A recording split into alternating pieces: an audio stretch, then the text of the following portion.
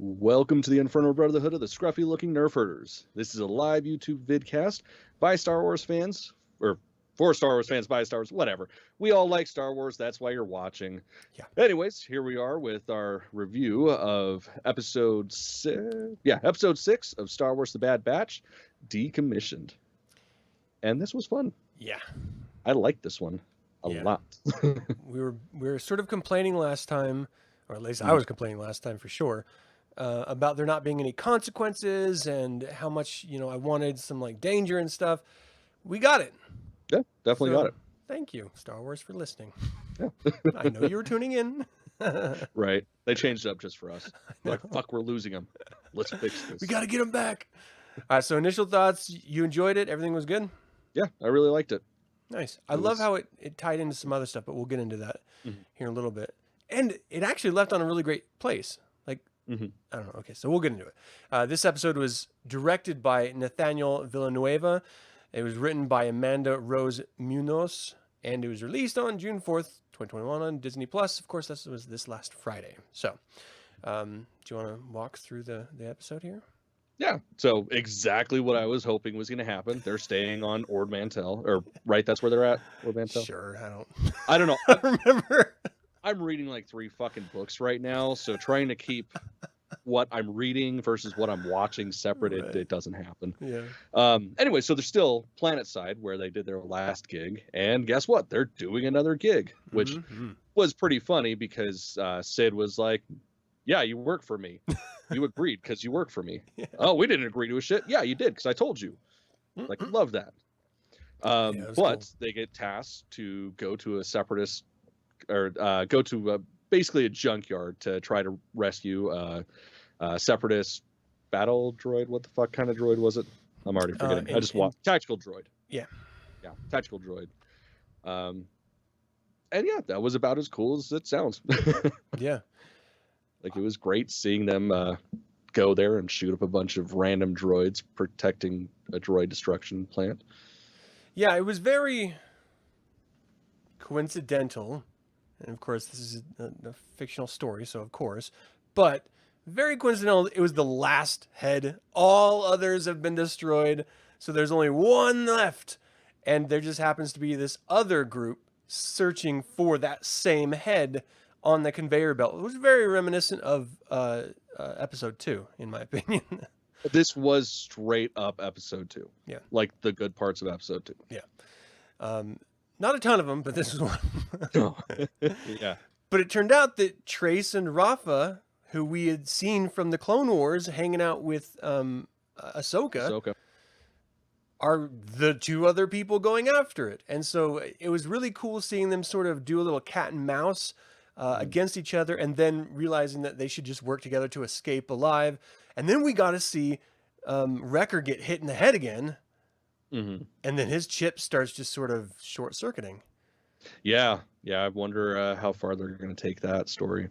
Because, I mean, that's got to be like one of the B stories throughout the season. That is exactly what I wanted to see. I'm so happy that they focused on that, because, I mean, part of me was like, he's taken so much brain damage that's got to affect him somehow. I don't think I considered, at least not very in depth, the consequences of the chip still being in them, because I mean, the only clones that removed it were Rex, right? So if they want to remove the chips, they're going to have to either just, cut them out, scan their brains, find out where they are and cut them out, or get assistance from Rex, who knows, the ins and outs of the whole process, which would be also really kind of cool. Yeah. But also just seeing Trace and Rafa, I mean, are they working with Ahsoka? Is it because at the very end we see them, this shoulder that they're communicating the data to. But anyway, okay, so Wrecker is sort of wrestling with this voice in his head that I saw other people say that was Crossfire in his head, but that doesn't make any sense because they all have the same exact voice. Yeah. So well, minus him, Omega, and Crosshairs, or Cross, whatever the Cross one is.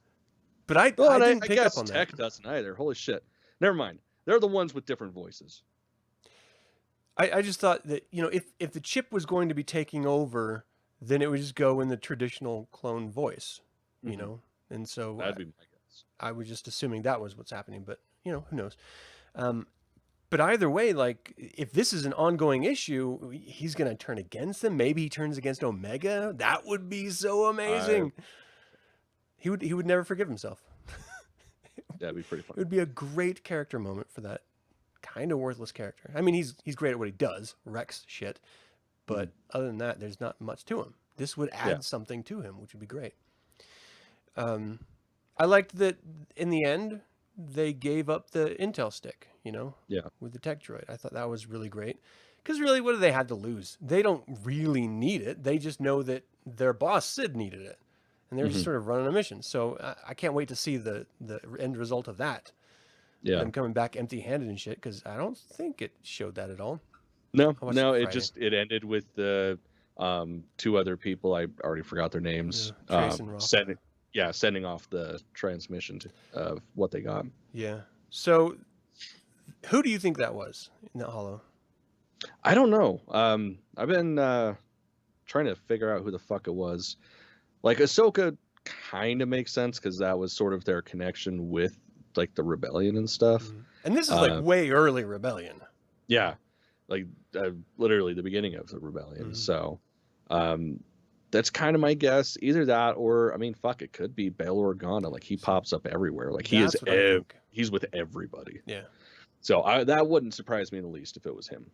Yeah, I really think that's it. But that would be like a really high profile person that's supposed to be like super not, you know, known to be, you know, mingling at this point with any dissidents, with two just random mercenaries. Like, I don't know, that seems like a really high profile person to be hanging out with them too. I don't know. Like, I would almost say no, because if I'm trying to, like, I could be getting the timelines completely wrong. But I mean, they were homies with Ahsoka. Ahsoka is homies with Bail Organa, and like that's how they met, was the whole beginning of the rebellion and all that stuff. So I don't think it's that far fetched to believe that it would be him and that they would have contact with him. Yeah, I'm trying to nail down the timeline in my head because, you know, based on the novels that have been released, there's stories of Leia like eavesdropping on Bail's, you know, sort of rebellion meetings and stuff. And right now, Leia is an infant still. Like, she's not anything. And so, you know, even Saw Gerrera wasn't a part of the rebellion because it doesn't exist right now. It's just these small, tiny little factions that haven't even really formed into anything at this point.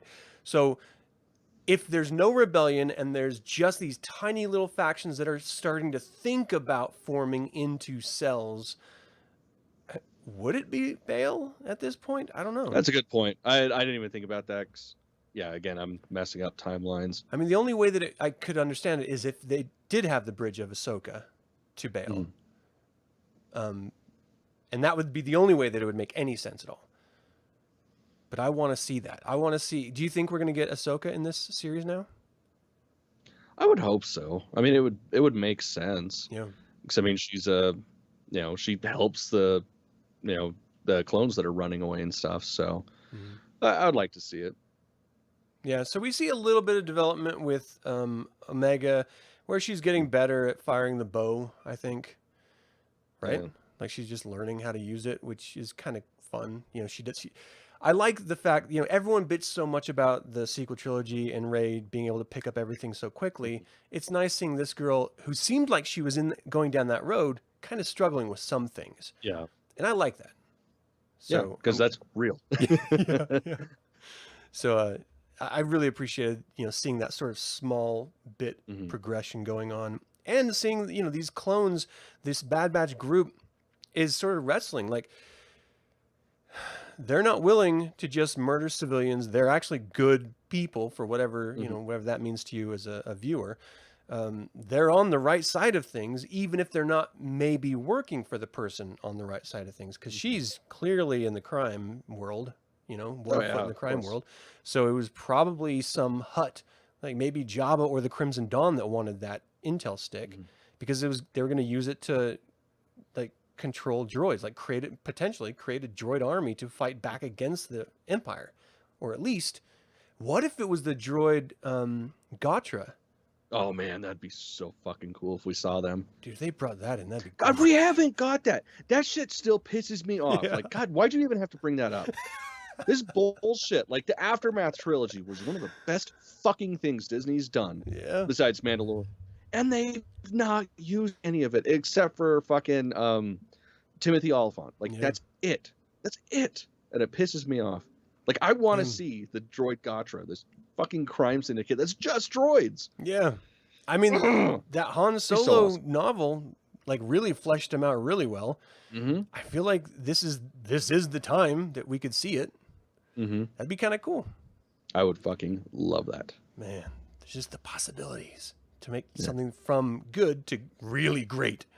Right. And they could totally do it. There's, you know. And they could throw Mr. Bones in there. It doesn't make sense, but I don't care. I just want to see Mr. Bones.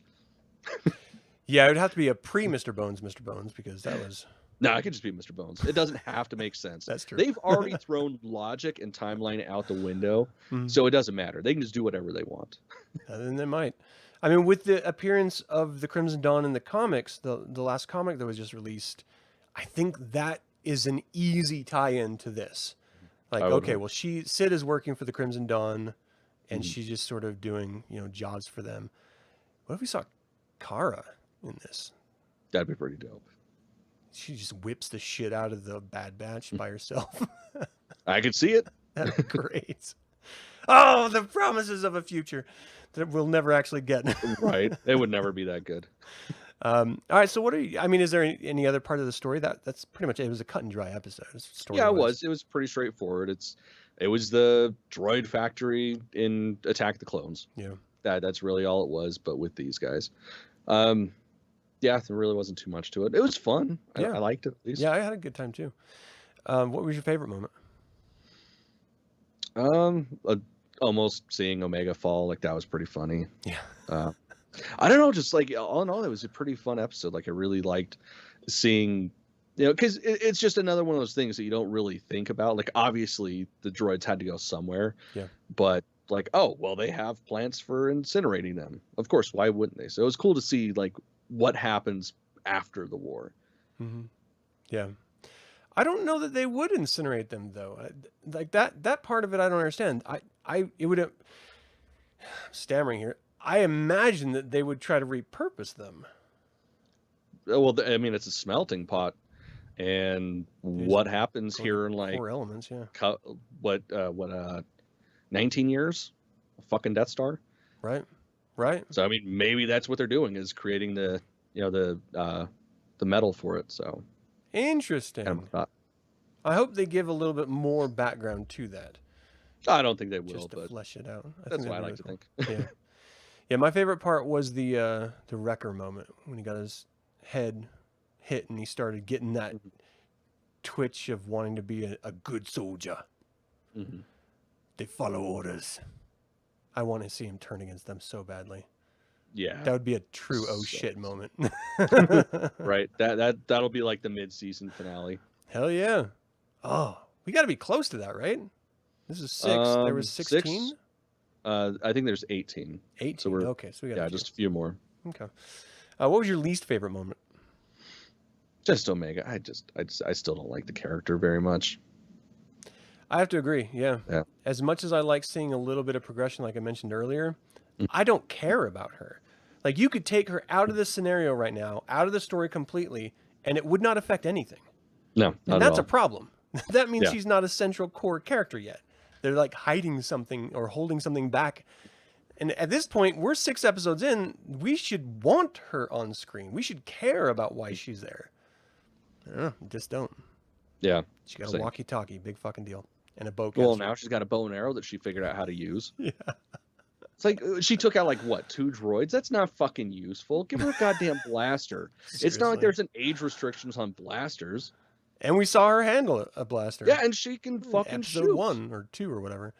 Yeah. Hopes for the future. That they give her a fucking gun. It's gonna be a really short episode. Yeah. No, it's. I do really. I want to see where Wrecker goes more, and I'd love to also see the other guys deal with that as well. Yeah. I mean, we haven't seen any signs of the other clones having that issue. And of course, we know that Echo won't have that issue because Echo doesn't have the chip. Yeah. But I would love to see them all go through that inner turmoil of, just one whack in the head and the chip starts to kick in properly. Yeah. Yeah, because that is going to set up a situation where they have to figure out a way of getting rid of it. Mm-hmm. And why haven't they tried that already? Like, they knew what the chips do. Mm-hmm. They know that they have the chips. Why would they not try to get rid of them already? Right. And if you can build a fucking memory core from scrap metal on the ground that's just sitting in front of you, you can develop a laser to zap a fucking chip in your head like the clones did. Yeah. The other guys. Because, I mean, you'll have to remind me, was it actually full removal or was it just destruction? I thought it was a removal. Okay, it might be that. It's been a while, so. Yeah. But still, it's like, if you can do that, you have to be able to figure out how to fucking get rid of the thing. Yeah. Or just keep punching him in the back of the head and just donkey punch him a couple times until you break Every time he starts to turn, just whack. Just reset button. I gotta do this, Wrecker. Now I want to see Crossfire and Wrecker team up for like just one episode and have them hunting down Omega, or they capture Omega and the rest of the team has to try to overcome those odds. That would be really cool. I like the setup of the two girls, Trace and Rafa, because it gives a promise for future engagement. In the same way we saw Saw Gerrera, which is a promise of future rebellion inclusion in the show. Trace and Rafa is a promise of future rebellion in the show. So they're setting up this sort of cell world that, again, the Disney Plus series of the Rogue One guy. He's getting his own series. Cassian Andor series. That's going to be set after this in the timeline. Mm-hmm. And they're already going to have cells and stuff going on at that time. So, I mean, this is even before that. So, there's just this really great moment of we don't have anything really filled in. All of the video games that filled in that time period are just thrown out. They don't really count. So, this could be a really great way of filling that point in. Yeah. And even though they did fill it in with the books, they seem to just be ignoring willy-nilly some of the books that they write. Mm-hmm. So why not? I don't know. Yeah, that's the thing. Is like this shit. This is where they can do well. Yeah. And this is where they can make Star Wars a Disney thing versus just a Disney property. Mm-hmm. Which I'll get to here in a second once we close this segment out. But yeah, it's like that's the direction they should be going. Yeah. Okay. Well, is there anything else you want to talk about with this episode? Nah, we covered it. Okay, me too. I think so. So because we're only doing one episode a week while we're doing these reviews, sometimes Star Wars news pops up that we want to just sort of brush, talk about, or maybe there's something that we read or saw that is a little bit exciting. This is really the only opportunity we get to sit down and talk Star Wars. And so I wanted to take the opportunity and not spend too much time on it, but just sort of surface information, put it out there. You mentioned that you were reading a book and you actually suggested it. What was that? Yeah, holy shit. So, ever since Disney took over, I really haven't gave that much of a shit about the novels. I mean, you get like the little side novels like Leia, Princess of Alderaan, like that was killer. Yeah. But there was like no consequence to it. I mean, we got the origins of purple hair chick that killed herself. I don't remember her name, so I don't care. Yeah. But other than the Aftermath series, I really haven't given a shit about any of the books. And then I finally started the High Republic stuff with The Light of the Jedi. And admittedly, I tried reading it, a few months ago. Well, it's been longer than that. Whenever it first came out, I got the novel, tried reading it, just couldn't get into it because I don't have time to sit down and read. Yeah. Picked up the audiobook though, and holy shit, like this actually feels like classic Star Wars novels. Like there's stakes, there's death. It's not all easy peasy. I mean, it's still got a little bit of the Disney, cringe cheesy factor. Yeah. But all in all, like it's killer. I haven't finished it yet, but I've already ended up pre-ordering like the follow-up novels. Oh wow! So it's pretty goddamn good. And if they can keep the feel of this with their the coming trilogy, I think it'll be pretty damn good. Wow. Okay. See, that makes me want to watch it because we have the same taste in the Star Wars novels. So, well, and it's great because like there's a lot of stuff like, and this is just this is me being picky with books because I don't have a whole lot of time. So if I'm going to read something, I better damn well enjoy it. Yeah. But it's great because it focuses so heavily on obviously the Jedi, and like we're seeing abilities that were talked about in novels, you know, pre-Disney that were just thrown out the window. Like battle meditation, fucking awesome. Like that hasn't been a thing since. It's really cool. I like where they're going with like the starships and stuff. Like it's actually really fucking cool. Like the Jedi essentially are more of the ship than the ship itself, which you have to read it to have that make sense, but it's really fucking cool. So are you reading any of the comics or anything, or the young adult novels that go with it? Not the comics, because to be honest, like I just really haven't cared about the comics. Yeah. I mean the Charles Schul Darth Vader one, like the initial run, that was fantastic. Yep. But everything I've read since has just been kind of a letdown. So haven't picked that up. I mean, we've talked about doing the War of the Bounty Hunters once the trades come out. Yeah. Which that I'm really looking forward to, if for nothing else than, you know, at least that first issue. Right. The young adult novels I'll probably end up reading at some point. Because they're supposed to flesh out all of the events, because it's all interconnected with all, you know, the whole media ecosphere or whatever. That's another reason why I haven't gone into it, because I feel like I would only be getting partial information unless I got the young, you know, youth reader books, the young adult books, the novels, and the comics, and that can get expensive. I'm like, how much do I want to dive in for this story? Pretty much. It's like I can justify the books because I have an Audible account, and it's like I spend more money on music a month than I do on books, so I can justify it. But the comics, like that's where it gets a little pricey for me. Yeah. Especially because I don't like digital comics. Like I like having a physical thing in my hand, being able to actually see the panels and all that. And I don't have enough room. Just plain and simple. Okay, well I'm gonna have to check it out now. I can just get it from the library. I'm not. Yeah, no, and it's worth it.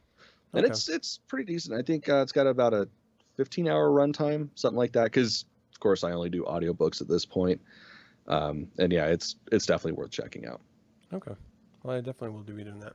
And yeah, that Charles Soule War of the Bounty Hunters series that he's writing that just came out with that first issue. I'm way excited to do that review once it comes out, once those trades come out. So look forward to that, everyone, in the future. It's going to be a good time. I'm actually feeling pretty good about, you know, the direction that Star Wars is pointing right now. You know, there's no way to deny how great Star Wars is when it's great. You know, with The Mandalorian, when it's actually on air, the new episodes are releasing every week. It doesn't get better than that. But as soon as those are gone, it seems like we lose it or something. I don't know. It doesn't feel as important and impactful. I don't know. So I think this will be a good way of us still sort of tapping that vein a little bit. But without, you know, that sort of obsessive weekly, you know, I don't know, show schedule that we end up getting burned out from anyway. Yeah. So, all right. Well, that's all I had for that. Is there anything else you want to talk about Star Wars wise? No, that's covered pretty much everything that I've come across. Okay. Well, thank you all so much for tuning in, both live and in chat or after the fact. We invite you to subscribe to this channel and click the bell to get notified about our next video. And until the Infernal Brotherhood convenes again, may the Force be with you. Huh. Maybe you are different.